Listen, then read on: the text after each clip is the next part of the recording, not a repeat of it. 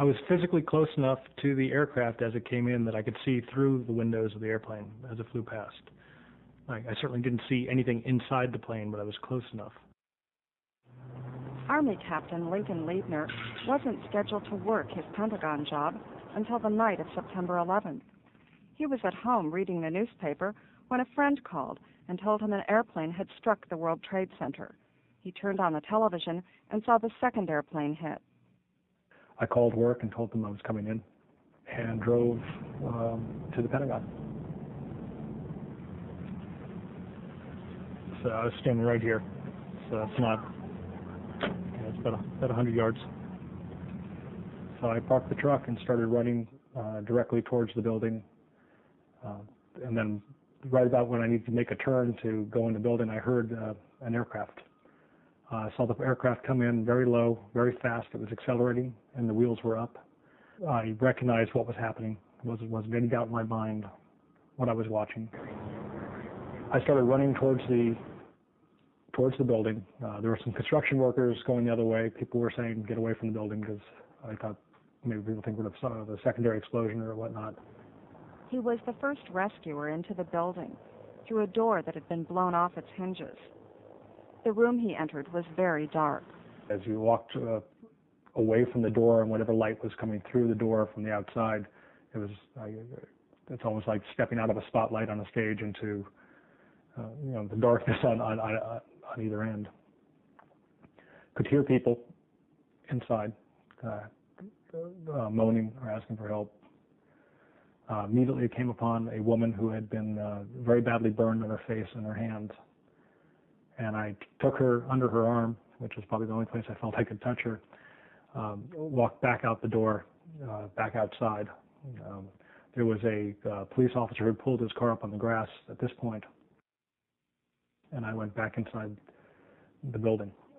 As I said, it was very difficult to breathe, and called out for anyone who was there to come towards me. I would call out, and then people inside would call back, trying to use sound to locate an exit. The worst feeling was, again, just you couldn't touch people because the skin came off in your hands. Any way you would normally reach for someone, any way you would normally try to affect movement, you couldn't. I never pulled anyone in uniform out of the building.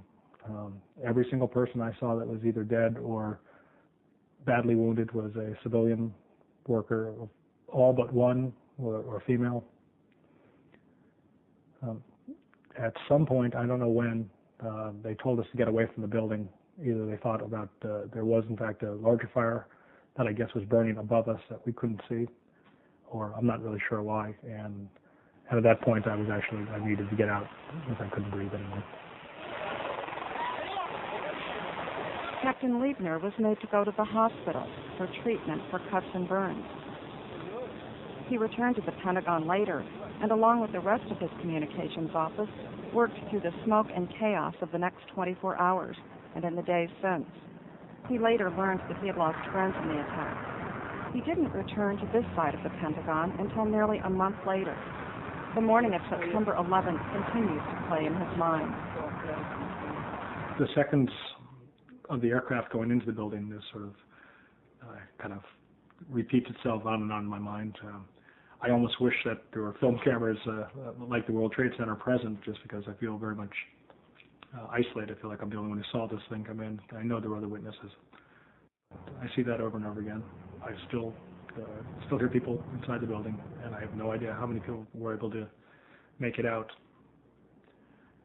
According to one of the rescue workers that I've talked to since, that basically there was a 20-minute window or so in which to really effect a rescue, and essentially anyone who was not safe at that point was left to the flames.